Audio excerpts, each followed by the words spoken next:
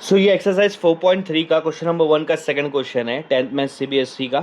तो quadratic equation का ये क्वेश्चन है और यहाँ पे भी तुमको क्या करना है, नेचर ऑफ रूट्स निकालना है। और अगर नेचर ऑफ रूट्स रियल है तो फिर उसके रूट्स फाइंड आउट करना है, ठीक है ना।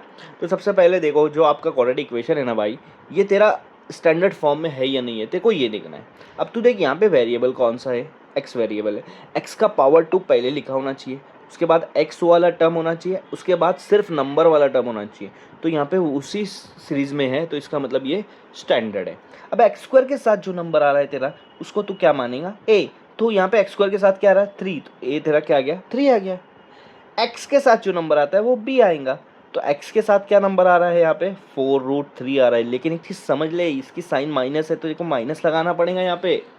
और कांस्टेंट क्या है तेरा, वो भी 4 है, तो सी तेरा आ गया 4, है ना। ए बी सी तीनों आ गया, है ना। अब तेरे को डिस्क्रिमिनेंट निकालना है। अब डिस्क्रिमिनेंट कैसे निकलेगा, बहुत आसान है। डिस्क्रिमिनेंट का तेरे को फॉर्मूला पता होगा या नहीं पता होगा ना, तो ये चीज़ याद रख ले कि b² - 4ac, ये तेरा डिस्क्रिमिनेंट है। बहुत आसान है ना, इतना तो तू याद रख सकता ना।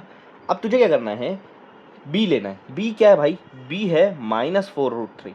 तो -4√3 ले और उसको ब्रैकेट लगा। अब बी के ऊपर स्क्वायर है तो स्क्वायर लगा दे, डायरेक्ट स्क्वायर मत लगाना, ब्रैकेट लगा के ही स्क्वायर लगाना, ये पहला रूल है मेरा। तो इसमें कैसा है ना, गलती नहीं होती।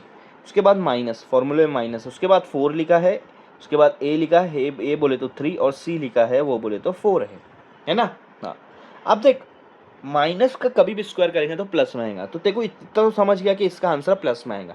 4 का स्क्वायर क्या आता है, 16। और अगर √3 का स्क्वायर करूंगा तो रूट और स्क्वायर कट होकर सिर्फ 3 बचेगा, ओके, है ना। हाँ, अब 4 3 जा क्या आएगा, ये तीनों को मल्टीप्लाई करना है तेरे को। 4 3 जा 12, 12 4 जा 12 4 जा 48, क्या आता है 48।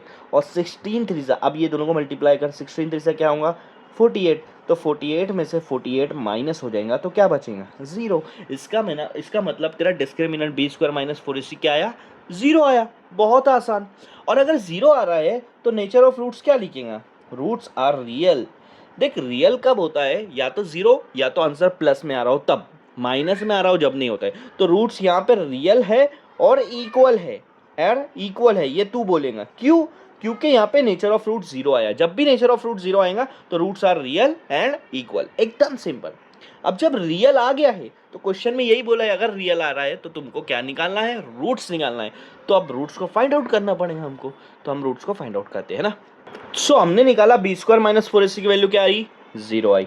अब हम यहाँ पे रूट्स निकालेंगे। तो रूट्स निकालने के लिए हमें वेरिएबल देखो कौन सा x है, तो x ले लो और फॉर्मूला लिखो -b प्लस माइनस रूट में आएगा b, डिस्क्रिमिनेंट b² - 4ac, ये रूट में आएगा और नीचे आएगा ट्वाइस a, ठीक है ना। अब -b लगा दो, माइनस लिखा है तो माइनस लगाएंगे, b लिखा है, b की वैल्यू क्या है, b की वैल्यू जो है वो ब्रैकेट में लिखो -4√3।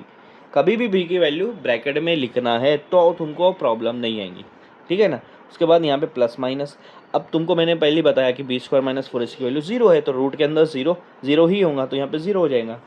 2a, 2 इंटू a की वैल्यू क्या है तुम्हारे पास, 3 है, तो यहाँ 3 लगा दो, है ना। अब ये माइनस और माइनस क्या होता है, प्लस होता है।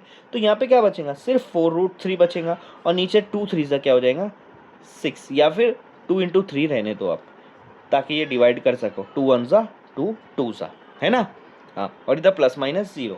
अब तुम्हारा आंसर क्या आ रहा है, ऊपर 2√3 आ रहा है और नीचे क्या आ रहा है 3, इतना भी लिखे तो आपका आंसर सही है। तो ये आपका रूट आ गया। लेकिन जब भी डिस्क्रिमिनेंट 0 आता है तो दोनों रूट्स इक्वल होते हैं, इसका मतलब दोनों ही रूट्स का आंसर सेम आएगा।